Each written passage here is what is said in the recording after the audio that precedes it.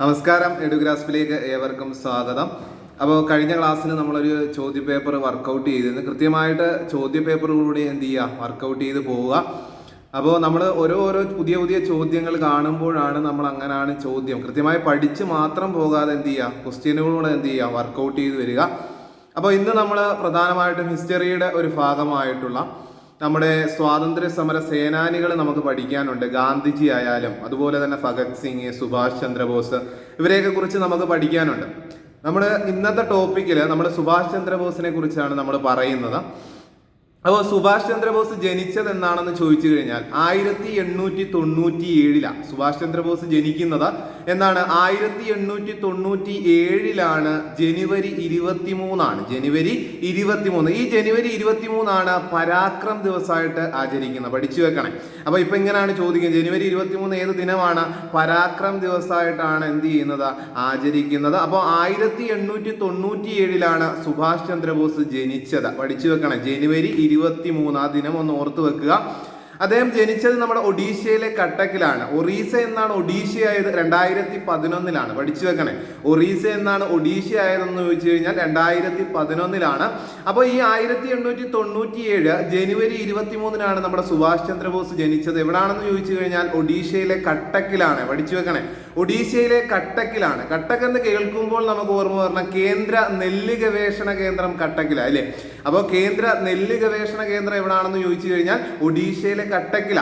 അന്താരാഷ്ട്ര നെല്ല് ഗവേഷണം എവിടാണെന്ന് ചോദിച്ചു കഴിഞ്ഞാൽ ഫിലിപ്പീൻസിലെ മനിലയാണ്, മനില. അപ്പൊ പഠിച്ചു വെക്കുക, കേന്ദ്ര നെല്ല് ഗവേഷണ കേന്ദ്രം ഒഡീഷയിലെ കട്ടക്കാണ്. ആ കട്ടക്കിലാണ് ആര് ജനിച്ചത്?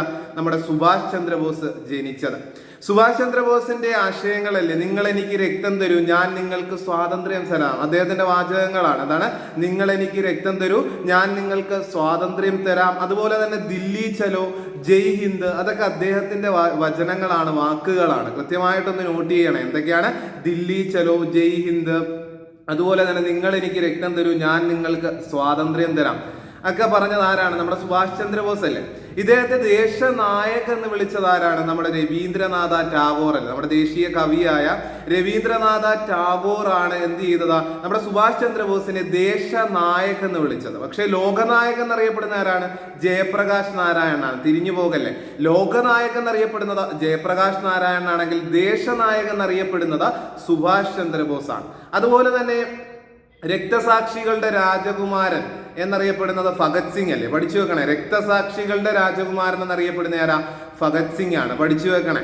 അപ്പോൾ പഠിച്ചു വെക്കുക, നിങ്ങൾ എനിക്ക് രക്തം തരൂ, ഞാൻ നിങ്ങൾക്ക് സ്വാതന്ത്ര്യം തരാം. ആരുടെ വാക്കുകളാണ്? സുഭാഷ് ചന്ദ്രബോസിന്റെ വാക്കുകളാണ്. ദില്ലി ചലോ, ജയ് ഹിന്ദ്, ഇതൊക്കെ ആരുടെ വാക്കുകളാണ്? നമ്മുടെ സുഭാഷ് ചന്ദ്രബോസിന്റെ വാക്കുകളാണ്. പഠിച്ചു വെക്കണേ. അപ്പോൾ 1897 ഇദ്ദേഹം ജനിക്കുന്നത്. 1897 ജനുവരി 23 പരാക്രം ദിവസമായിട്ട് ആചരിക്കുന്നത്. പഠിച്ചു വെക്കുക. പിന്നീട് ഇദ്ദേഹത്തിന്റെ ടൈം ലൈൻ എടുത്തു കഴിഞ്ഞാൽ 1926, അതുകൂടി ഒന്ന് പഠിക്കുക. എന്താണ്? Independence of India league. പഠിച്ചു വെക്കണേ. ഇൻഡിപെൻഡൻസ് ഓഫ് ഇന്ത്യ ലീഗ് എന്ന് പറയുന്ന സംഘടന കൊണ്ടുവരുന്നത് ആരാ? നമ്മുടെ സുഭാഷ് ചന്ദ്രബോസ്. 1926. പഠിച്ചു വെക്കണേ. ഇൻഡിപെൻഡൻസ് ഓഫ് ഇന്ത്യ ലീഗ് കൊണ്ടുവരുന്നത് ആരാണ്? നമ്മുടെ സുഭാഷ് ചന്ദ്രബോസ് ആണ്. 1926. പിന്നീട് ഇദ്ദേഹത്തിന്റെ വർഷം മുമ്പോട്ട് പോകുമ്പോൾ 1930-31 ഇദ്ദേഹം കൊൽക്കത്ത മേയറായി സ്ഥാനമനുഷ്ഠിച്ചിട്ടുള്ള വ്യക്തിയാണ്. പഠിച്ചു വെക്കണേ. ഇദ്ദേഹം കൊൽക്കത്ത മേയർ ആയത് എന്നാണെന്ന് ചോദിച്ചു കഴിഞ്ഞാൽ 1930-31 കാലയളവിലാണ്. പിന്നീട് ഇദ്ദേഹത്തിന്റെ വർഷങ്ങൾ പഠിക്കുമ്പോൾ പ്രധാനമായിട്ടും പഠിക്കേണ്ടത് ഇദ്ദേഹം INC പ്രസിഡന്റ് ആയ വർഷം. അപ്പൊ ഇദ്ദേഹം INC പ്രസിഡന്റ് ആകുന്ന വർഷം 1938. നമുക്കറിയാം, ആസൂത്രണ കമ്മിറ്റി നിലവിൽ വന്നത് 1938 അല്ലേ? പഠിച്ചു വെക്കണേ. അപ്പോൾ ആ 1938 ആസൂത്രണ കമ്മിറ്റി നിലവിൽ വരുന്നത്. അതേ വർഷം തന്നെയാണ് നമ്മുടെ സുഭാഷ് ചന്ദ്രബോസ് INCയുടെ പ്രസിഡന്റ് ആയിട്ട്, ഇന്റർനാഷണൽ കോൺഗ്രസിന്റെ പ്രസിഡന്റ് ആയിട്ട് സ്ഥാനമേൽക്കുന്നത്. ആ സമ്മേളനം ഏതാണെന്ന് ചോദിച്ചു കഴിഞ്ഞാൽ നമ്മുടെ ഗുജറാത്തിലെ ഹരിപുര സമ്മേളനം.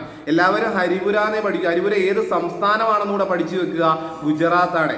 അപ്പോൾ 1938 INCയുടെ പ്രസിഡന്റ് ആയി വരുന്ന വ്യക്തിയാണ് ആര്? നമ്മുടെ സുഭാഷ് ചന്ദ്രബോസ്. അദ്ദേഹത്തെ ദേശനായകൻ എന്ന് വിളിച്ചത് നമ്മുടെ രവീന്ദ്രനാഥ ടാഗോറാണ്. അതുപോലെ തന്നെ ദേശസ്നേഹികളുടെ രാജകുമാരൻ എന്ന് അദ്ദേഹത്തെ വിളിച്ചത് ഗാന്ധിജി അല്ലേ? പഠിച്ചു വെക്കണേ. ദേശസ്നേഹികളുടെ രാജകുമാരൻ എന്ന് നമ്മുടെ സുഭാഷ് ചന്ദ്രബോസിനെ വിളിച്ചതാരാണ്? ഗാന്ധിജിയാണ്. തിരിച്ച് ഗാന്ധിജി അദ്ദേഹം എന്ത് വിളിച്ചു? രാഷ്ട്രീയ പിതാവ്, രാഷ്ട്രപിതാവേ എന്ന് വിളിച്ചു. രാഷ്ട്രീയ അല്ല, രാഷ്ട്രപിതാവേ എന്ന് വിളിച്ചു അല്ലേ? ഗാന്ധിജി അദ്ദേഹം എന്ത് വിളിച്ചു? രാഷ്ട്രപിതാവേ എന്ന് വിളിച്ചു. അപ്പൊ സുഭാഷ് ചന്ദ്രബോസ് ഗാന്ധിജി എന്ത് വിളിച്ചു? രാഷ്ട്രപിതാവേ എന്ന് വിളിച്ചു. അതുപോലെ തന്നെ ഗാന്ധിജി തിരിച്ച് അദ്ദേഹത്തെ എന്ത് വിളിച്ചു? ദേശസ്നേഹികളുടെ രാജകുമാരൻ എന്ന് വിളിച്ചു. അതൊക്കെ ഒന്ന് നോട്ട് ചെയ്ത് വെക്കണേ, വളരെ സിമ്പിൾ ആയിട്ട് നോട്ട് ചെയ്ത് വെക്കണേ. അപ്പോൾ ഇദ്ദേഹം INC, നമ്മുടെ സുഭാഷ് ചന്ദ്രബോസ് INC പ്രസിഡന്റ് ആകുന്ന വർഷം 1938 ഹരിപുര സമ്മേളനം. ഹരിപുര ഏത് സംസ്ഥാനമാണെന്ന് ചോദിച്ചു കഴിഞ്ഞാൽ ഗുജറാത്ത് ആണ്. പഠിച്ചു വെക്കണേ, ഗുജറാത്ത് ആണ്.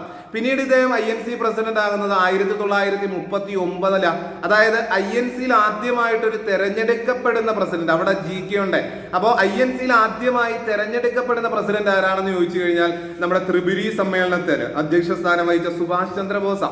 ത്രിപുരി ഏത് സംസ്ഥാനമാണെന്ന് ചോദിച്ചു കഴിഞ്ഞാൽ, ത്രിപുര അല്ല, ത്രിപുരി ഏത് സംസ്ഥാനമാണെന്ന് ചോദിച്ചു കഴിഞ്ഞാൽ നമ്മുടെ എവിടാണ്? മധ്യപ്രദേശിലാണ് അല്ലേ? അപ്പൊ പഠിച്ചു വെക്കണം, ഇത്രയും കാര്യങ്ങളൊന്ന് നോട്ട് ചെയ്ത് വെക്കണേ. അപ്പോൾ ഇന്ത്യയുടെ ഹൃദയം എന്നറിയപ്പെടുന്ന സംസ്ഥാനമല്ലേ മധ്യപ്രദേശ്? ആ മധ്യപ്രദേശിലാണ് ത്രിപുരി എന്ന് പറയുന്ന പ്രദേശം. അവിടാണ് എന്ത് ചെയ്യുന്നത്? നമ്മുടെ തെരഞ്ഞെടുക്കപ്പെട്ട INCയുടെ തെരഞ്ഞെടുക്കപ്പെട്ട ആദ്യ പ്രസിഡന്റ് ആയിട്ട് സുഭാഷ് ചന്ദ്രബോസ് വരുന്നത് 1939. ആ സമ്മേളനമാണ് ത്രിപുരി സമ്മേളനം. ത്രിപുരി ഏത് സംസ്ഥാനമാണെന്ന് ചോദിച്ചു കഴിഞ്ഞാൽ മധ്യപ്രദേശാണ്. ഇത്രയും കാര്യങ്ങളൊന്ന് നോട്ട് ചെയ്ത് വെക്കണേ. അപ്പൊ 1897, 1926 പറഞ്ഞു. 1930 നമ്മുടെ കൊൽക്കത്ത മേയറായി. 38 INC പ്രസിഡന്റ് ആയി. 39 INC പ്രസിഡന്റ് ആണ്. എങ്ങനെയുള്ള? തെരഞ്ഞെടുക്കപ്പെട്ട ആദ്യ INC പ്രസിഡന്റ്. ഇദ്ദേഹത്തിനെതിരെ നിന്ന് മത്സരിച്ച്, അതായത് ഗാന്ധിജിയുടെ പ്രതിനിധിയായിട്ട് ഇദ്ദേഹത്തിനെതിരെ നിന്ന് മത്സരിച്ചത് പട്ടാഭി സീതാരാമയ്യയാണ്. അതായത് നമ്മുടെ INCയുടെ ചരിത്രകാരൻ, INCയുടെ ക്ലാസ് കണ്ടവർക്ക് അറിയാം, INCയുടെ ചരിത്രകാരൻ എന്നറിയപ്പെടുന്ന ഹിസ്റ്ററി ഓഫ് INC ഒക്കെ എഴുതിയത് ആരാണ്? നമ്മുടെ പട്ടാഭി സീതാരാമയ്യ. അദ്ദേഹത്തെയാണ് ആര് പരാജയപ്പെടുത്തുന്നത്? നമ്മുടെ സുഭാഷ് ചന്ദ്രബോസ്, നമ്മുടെ ദേശനായകെന്നും എന്താണ് ദേശസ്നേഹികളുടെ രാജകുമാരൻ എന്നൊക്കെ അറിയപ്പെടുന്ന സുഭാഷ് ചന്ദ്രബോസ് എന്ത് ചെയ്യുന്നത്? പരാജയപ്പെടുത്തുന്നത്. അപ്പൊ പട്ടാഭി സീതാരാമയ്യെ പരാജയപ്പെടുത്തിയാണ് തെരഞ്ഞെടുപ്പിലൂടെ ഒരു INC പ്രസിഡന്റ് ആയിട്ട് ആര് വരുന്നത്? നമ്മുടെ സുഭാഷ് ചന്ദ്രബോസ്. അതിനുശേഷം അദ്ദേഹം INC ഒക്കെ വിടുകയാണ്. സുഭാഷ് ചന്ദ്രബോസ് എന്ത് ചെയ്യാണ്? INC വിട്ട് അദ്ദേഹം ഒരു പാർട്ടി രൂപീകരിച്ചു. ആ പാർട്ടിയുടെ പേരാണ് ഫോർവേഡ് ബ്ലോക്ക്. INC നമ്മുടെ സുഭാഷ് ചന്ദ്രബോസിനെ കുറിച്ച് പഠിക്കുന്നവർ പഠിക്കുന്നതാണ്. എന്താണ് ഫോർവേഡ് ബ്ലോക്ക് എന്ന പാർട്ടി രൂപീകരിച്ചത് 1939 മെയ് 3 പഠിച്ചു വെക്കണേ. അപ്പൊ സുഭാഷ് ചന്ദ്രബോസിന്റെ പാർട്ടി ഏതാണെന്ന് ചോദിച്ചു കഴിഞ്ഞാൽ ഫോർവേഡ് ബ്ലോക്ക് ആണ്. ഇദ്ദേഹത്തിന്റെ രാഷ്ട്രീയ ഗുരു ആരാണെന്ന് ചോദിച്ചു കഴിഞ്ഞാൽ CR ദാസ് ആണ്. പഠിച്ചു വെക്കുക. എന്താണ് സുഭാഷ് ചന്ദ്രബോസിന്റെ രാഷ്ട്രീയ ഗുരു എന്നറിയപ്പെടുന്നത് CR ദാസ് ആണ്. പഠിച്ചു വെക്കണേ. അപ്പൊ സുഭാഷ് ചന്ദ്രബോസിന്റെ രാഷ്ട്രീയ ഗുരു CR ദാസ് ആണ്. ഇദ്ദേഹം രൂപീകരിച്ച പാർട്ടിയാണ് 1939 മെയ് 3 ഫോർവേഡ് ബ്ലോക്ക് എന്ന് പറയുന്ന പാർട്ടി. പഠിച്ചു വെക്കണേ, ഫോർവേഡ് ബ്ലോക്ക്. പിന്നീട് പഠിക്കാനുള്ളത് ഇദ്ദേഹം കൊണ്ടുവന്ന ഒരു സംഘടന, അതായത് നമ്മുടെ ഏഷ്യ കേന്ദ്രമാക്കിക്കൊണ്ട്, അതായത് ഏഷ്യയിലെ ഭരണ സമ്പ്രദായം മൊത്തവും ആരുടെ കയ്യിലായിരുന്നു ആ സമയത്ത്? എന്താണ് ഈ പറഞ്ഞ ഇന്ത്യ ഇൻഡിപെൻഡൻസ് ലീഗ് എന്ന് പറയുന്ന ഒരു പാർട്ടി ഏഷ്യ കേന്ദ്രമാക്കി ഭരണം നടത്തിയിരുന്നു. ഇന്ത്യ ഇൻഡിപെൻഡൻസ് ലീഗ് എന്ന് പറയുന്ന പാർട്ടി. ആ പാർട്ടിയുടെ ഏഷ്യയിലെ നിയന്ത്രണം ആരുടെ കയ്യിലാണെന്ന് ചോദിച്ചു കഴിഞ്ഞാൽ നമ്മുടെ റാഷ് ബിഹാരി ബോസിന്റെ കയ്യിലാണ്. പഠിച്ച കോശല്ല, റാഷ് ബിഹാരി ബോസിന്റെ കയ്യിൽ. അപ്പോൾ ഇന്ത്യ ഇൻഡിപെൻഡൻസ് ലീഗ് എന്ന് പറയുന്ന ഒരു സംഘടന, ഇൻഡിപെൻഡൻസ് ഓഫ് ഇന്ത്യ ലീഗ് അല്ല, ഇന്ത്യ ഇൻഡിപെൻഡൻസ് ലീഗ് എന്ന് പറയുന്ന സംഘടന 1942 റാഷ് ബിഹാരി ബോസിന്റെ കയ്യിലായിരുന്ന നിയന്ത്രണം ആർക്ക് കൊടുത്തു? സിംഗപ്പൂരായിരുന്നു. ആ നിയന്ത്രണം നമ്മുടെ സുഭാഷ് ചന്ദ്രബോസിന് കൊടുക്കുകയും 1943 അത് ഇന്ത്യൻ നാഷണൽ ആർമി ആയിട്ട് പുനർനാമകരണം ചെയ്യപ്പെടുകയും ചെയ്തു. പഠിച്ചു വെക്കണേ. അപ്പൊ ഇന്ത്യ ഇൻഡിപെൻഡൻസ് എന്ന് പറയുന്ന ലീഗ് എന്ന് പറയുന്ന സംഘടന നമ്മുടെ റാഷ് ബിഹാരി ബോസിന്റെ നിയന്ത്രണത്തിലായിരുന്നു. അത് പിന്നീട് അതുപോലെ തന്നെ സിംഗപ്പൂരിലെ ആസാദ് ഹിന്ദ് ഗവൺമെന്റിനെ രൂപീകരിച്ചത് സുഭാഷ് ചന്ദ്രബോസ്. പഠിച്ചു വെക്കണം. ഇതേ വർഷം 1942 ആസാദ് ഹിന്ദ് ഗവൺമെന്റിനെ സുഭാഷ് ചന്ദ്രബോസ് രൂപീകരിച്ചത് എന്നാണെന്ന് ചോദിച്ചു കഴിഞ്ഞാൽ 1942 ഈ സംഘടന പേര് മാറി വന്നതാണ് ഇന്ത്യൻ നാഷണൽ ആർമി. പഠിച്ചു വെക്കണം, INA. അതായത് എന്നാണ് ഈ പറഞ്ഞ 1943. അപ്പൊ INAയുടെ മുൻഗാമി എന്നറിയപ്പെടുന്ന ഏതാ? India independence league. പഠിച്ചു വെക്കണം. ഇത്രയും കാര്യങ്ങൾ എന്ത് ചെയ്യാം? ഒന്ന് നോട്ട് ചെയ്ത് വെക്കാം. അതുപോലെ തന്നെ നമ്മുടെ INAയുടെ വനിതാ മേധാവി ആരാണെന്ന് ചോദിക്കും. പഠിച്ചു വെക്കണം. INAയുടെ വനിതാ മേധാവി എന്നറിയപ്പെടുന്ന ആരാണ്? ക്യാപ്റ്റൻ ലക്ഷ്മിയാണ്. പഠിച്ചു വെക്കണം. ക്യാപ്റ്റൻ ലക്ഷ്മിയാണ് എന്തെന്ന് പറയുന്നത് ഈ പറഞ്ഞ INAയുടെ ഇന്ത്യൻ നാഷണൽ ആർമിയുടെ വനിതാ മേധാവി. പഠിച്ചു വെക്കണേ. അതുപോലെ തന്നെ ഇന്ത്യ ഇൻഡിപെൻഡൻസ് ലീഗ് എന്ന് പറയുന്ന ആശയം കൊണ്ടുവന്ന ആരാ? ക്യാപ്റ്റൻ മോഹൻ സിംഗും റാഷ് ബിഹാരി ബോസുമാണ്. പഠിച്ചു, ഈ രണ്ടുപേരാണ്, പഠിച്ചു വെക്കണേ. അപ്പോൾ ഇന്ത്യ ഇൻഡിപെൻഡൻസ് ലീഗ് എന്ന് പറയുന്ന ആശയം കൊണ്ടുവന്നത് ക്യാപ്റ്റൻ മോഹൻ സിംഗും അതുപോലെ തന്നെ റാഷ് ബിഹാരി ബോസുമാണ്. നമ്മുടെ സുഭാഷ് ചന്ദ്രബോസ് നമ്മുടെ തായ്വാനിലേക്ക് പോകുന്ന തായ്പേയിലേക്കുള്ള വിമാന അപകടത്തിലാണ് മരണപ്പെടുന്നതെന്നാണ് കരുതപ്പെടുന്നത്. അപ്പോൾ ആ വർഷം എന്നാണെന്ന് ചോദിച്ചു കഴിഞ്ഞാൽ 1945 ഓഗസ്റ്റ് 18 പഠിച്ചു വെക്കണേ. അപ്പൊ ഇദ്ദേഹം വിമാന അപകടത്തിൽ മരണപ്പെട്ടു എന്നാണ് കരുതപ്പെടുന്നത്. 1945 ഓഗസ്റ്റ് 18 നമ്മുടെ സുഭാഷ് ചന്ദ്രബോസ് എന്ത് ചെയ്യുന്നത്? ഈ പറഞ്ഞ മരണപ്പെട്ടതായിട്ട് കരുതപ്പെടുന്നത്. ആ വർഷം ഒന്ന് നോട്ട് ചെയ്ത് വെക്കുക, 1945 ഓഗസ്റ്റ് 18. അപ്പൊ ഇത്രയും കാര്യങ്ങൾ എന്ത് ചെയ്യുക? ഒന്ന് നോട്ട് ചെയ്ത് വെക്കണേ, മറന്നു പോകല്ലേ. ഇത്രയും കാര്യങ്ങൾ എന്ത് ചെയ്യുക? നോട്ട് ചെയ്ത് വെക്കുക. അതുപോലെ തന്നെ ഇദ്ദേഹം സ്വീകരിച്ച 2 നാമങ്ങളൊന്ന് പഠിച്ചു വെക്കണേ, പേരുകൾ. ഒന്ന് സിയാവുദ്ദീൻ എന്നും അതുപോലെ തന്നെ ഒർലാൻഡോ മൊസാട്ട് എന്നും പഠിച്ചു വെക്കണേ. ഇദ്ദേഹത്തിന്റെ 2 നാമങ്ങൾ പഠിച്ചു വെക്കുക. ഒന്ന് സിയാവുദ്ദീൻ എന്നും അതുപോലെ തന്നെ ഒർലാൻഡോ മൊസാട്ട എന്നറിയപ്പെടുന്നതും ആരാണ്? നമ്മുടെ സുഭാഷ് ചന്ദ്രബോസ് ആണ്. ഇദ്ദേഹം രൂപീകരിച്ച ഗവൺമെന്റ് ആണ് ആസാദ് ഹിന്ദ് ഗവൺമെന്റ്. ഇത് 1943 എന്തായി? ഇന്ത്യൻ നാഷണൽ ആർമി ആയിട്ട് മാറുകയും ചെയ്തു. 1943 ഇന്ത്യൻ നാഷണൽ ആർമി ആയിട്ട് മാറുകയും ചെയ്തു. പിന്നീട് ഇദ്ദേഹത്തിനെ കുറിച്ച് പറയുകയാണെങ്കിൽ നമ്മുടെ സുഭാഷ് ചന്ദ്രബോസിനെ കുറിച്ച് പറയുകയാണ് ദേശനായകൻ എന്നറിയപ്പെടും. ഇദ്ദേഹത്തിന്റെ കൃതികളിലേക്ക് വരാം, ഇദ്ദേഹത്തിന്റെ രചനകളിലേക്ക് വരാം. ലെറ്റേഴ്സ് ടു എമിലി ശങ്കൽ എന്ന് പറയുന്ന കൃതി ഇദ്ദേഹത്തിന്റെ, ലെറ്റേഴ്സ് ടു എമിലി ശങ്കൽ എന്ന് പറയുന്ന കൃതിയും അതുപോലെ ഇന്ത്യൻ സ്ട്രഗിൾ, അദ്ദേഹത്തിന്റെ ആത്മകഥയാണ്, പഠിച്ചു വെക്കണം. നമ്മുടെ സുഭാഷ് ചന്ദ്രബോസിന്റെ ആത്മകഥയാണ് ഇന്ത്യൻ സ്ട്രഗിൾ എന്ന് പറയുന്ന ആത്മകഥ. ആരുടെ ആത്മകഥയാണ്? നമ്മുടെ സുഭാഷ് ചന്ദ്രബോസിന്റെ ആത്മകഥയാണ്. അതുപോലെ തന്നെ ഇദ്ദേഹത്തിന്റെ അപൂർണ ആത്മകഥ ഏതാന്ന് ചോദിച്ചു കഴിഞ്ഞാൽ ഏതാണ്? ഇന്ത്യൻ പിൽഗ്രിമേജ് ആണ്, പഠിച്ചു വെക്കണേ.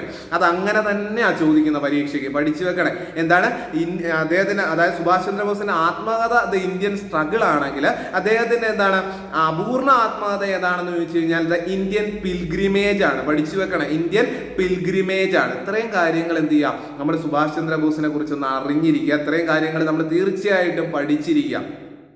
പിന്നീട് നമുക്കറിയാം സുഭാഷ് ചന്ദ്രബോസിനോടൊപ്പം ചേർന്ന് നിന്ന കുറച്ച് രാജ്യങ്ങളുണ്ട് അല്ലെ. ഒന്ന് ജർമ്മനി, ഒന്ന് ഇറ്റലി, ഒന്ന് ജപ്പാൻ. ഈ 3 രാജ്യങ്ങൾ നമ്മുടെ സുഭാഷ് ചന്ദ്രബോസിന്റെ ഭാഗത്തായിരുന്നു. അപ്പോൾ ഈ പറഞ്ഞ ഒരു സമയത്ത്, ആ ഒരു കാലഘട്ടത്തിൽ ഈ പറഞ്ഞ ആൻഡമാൻ നിക്കോബർ എന്ന് പറയുന്ന ദ്വീപ് ആരുടെ കൈവശമായിരുന്നു? ജപ്പാന്റെ കൈവശമായിരുന്നു. അങ്ങനെ സുഭാഷ് ചന്ദ്രബോസിനോടുള്ള ഒരു ആദര സൂചകമായിട്ട് എന്ത് ചെയ്യാണ്? അദ്ദേഹത്തിനോടുള്ള ഒരു ബന്ധം വെച്ച് അദ്ദേഹത്തിന് നൽകുകയാണ്. ആൻഡമാൻ നിക്കോബർ എന്ന് പറയുന്ന ദ്വീപ് ജപ്പാൻ ആർക്ക് കൊടുക്കുകയാണ്?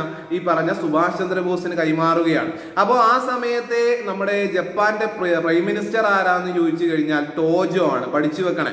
ആ സമയത്ത് ജപ്പാന്റെ പ്രൈം മിനിസ്റ്റർ ആരാന്ന് ചോദിച്ചു കഴിഞ്ഞാൽ ടോജോ ആണ്. അതൊക്കെ ഒന്ന് നോട്ട് ചെയ്ത് വെക്കണേ. അപ്പോൾ ആ സമയം, അതുപോലെ തന്നെ നമ്മുടെ ജപ്പാനിലെ റെങ്കോജി ക്ഷേത്രത്തിലല്ലേ ഇദ്ദേഹത്തിന്റെ ഭൗതികാവശിഷ്ടങ്ങളൊക്കെ എന്ത് ചെയ്യുന്നത്? സൂക്ഷിച്ചു വെച്ചിരിക്കുന്നത്, പഠിച്ചു വെക്കണേ. നമ്മുടെ സുഭാഷ് ചന്ദ്രബോസിന്റെ ഭൗതികാവശിഷ്ടങ്ങൾ അല്ലെങ്കിൽ എല്ലാം സൂക്ഷിച്ചു വെച്ചിരിക്കുന്നത് എവിടാണ്?